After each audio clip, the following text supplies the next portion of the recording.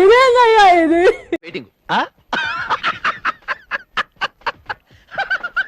ప్రజలు ఇచ్చిన ఈ తీర్పును మేము ఆమోదిస్తున్నాము.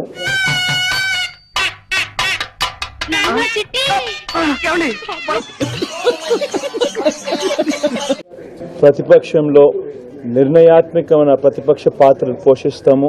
ఏం చేస్తాం పిలు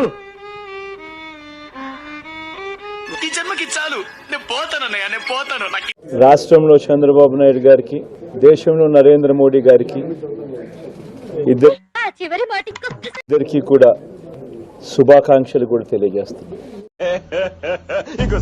ఇద్దరికి కూడా శుభాకాంక్షలు కూడా తెలియజేస్తాం.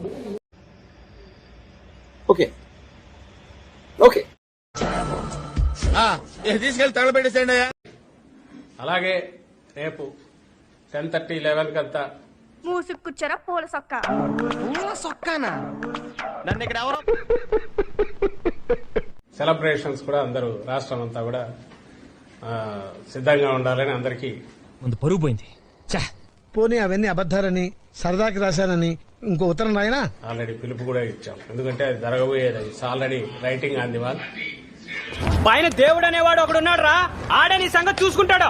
క్లియర్ ఇది కనిపిస్తున్న నేపథ్యంలో ఎవరు డబ్బా డబ్బా డబ్బా డబ్బా డబ్బా కొట్టు డబ్బా తగలబెట్టండి సార్ నిరంజన్ గారు. ఎన్ని అపోహలు క్రియేట్ చేసి ఏ రకంగా ఏది జరిగినా జరగబోయేదేమో రేపు అది వాస్తవం. కాబట్టి అందరూ దానికి కూడా సిద్ధంగా ఉండమని కూడా అందరికి సందేశం పంపించాము.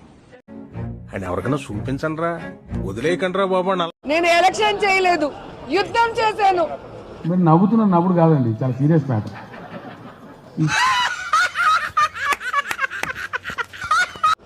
ఆ యుద్ధంలో నేనే గెలిచాను. నేనేనే చెప్తాను. నీకెలా తెలుసు?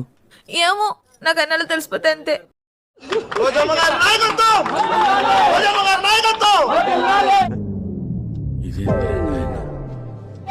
నా అన్నలందరూ నాకు తోడున్నారు. నా భర్త, నా పిల్లలు ఉన్నారు. నాకు తెలియని వాళ్ళు కూడా బయట నుంచి నేను గెలవాలి అని ప్రార్థనలు చేశారు. అంటే నన్ను పరాయివాడిగా తీసి పారేసావు అనమాట.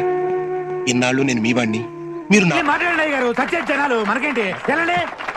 రేపు నగరిలో మొట్టమొదటి రిజల్ట్ నగరిలోనే వస్తుంది.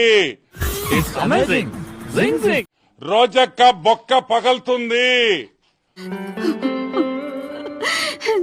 నా బాధ ఎవరితో పగలడం అందరు బొక్కలు కూడా పగలుతాయని కూడా నేను మనవి చేస్తున్నా. ఎందుకట్లా రూడ్ గా మాట్లాడుతున్నావు మార్కస్ నాతోని? కొంచెం బుద్ధి లేదా మీకు? తిరుమల వెంకటేశ్వర స్వామి అంటే అంత లోపం అయిపోయాడా మీకు? మీకు రాజకీయాలు మాట్లాడతారా? జగన్మోహన్ రెడ్డి గురించి ఒక కొంపలో పోయి మాట్లాడండి. మే ఎందుకురా నా జీవితంతో అట్లా ఆడుకుంటావా? సుఖం లేదు, సంతోషం లేదు. వాడి కంపలో పోయి చెప్పు, జగన్మోహన్ రెడ్డి నువ్వు సూపర్ అని.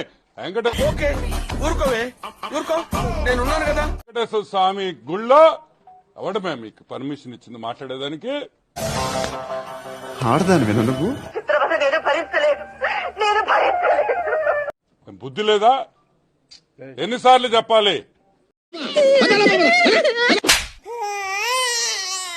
అంచనా అయినా ఏపీ ప్రజల అంచనా అయినా నేను ఒకటే చెప్తా. చెప్పు. జూన్ 9వ తారీఖున జగనన్న ప్రమాణ స్వీకారం అంటే అన్నాడు గాని ఆ ఊహ ఎంత బాగుంది. తప్పకుండా రావాలి మీరు కూడా. నేనా? నన్ను అయ్యి బాబోయ్, పిచ్చి బాగా ముదిరిపోయిందిరా మీకు. బట్ ఇది ఓవర్ కాన్ఫిడెన్స్. గ్రౌండ్ కరెక్ట్, ఇది కరెక్ట్ గా చెప్పావయ్యా. చూడటం కాదండి, మీరు చెయ్యాలంతే.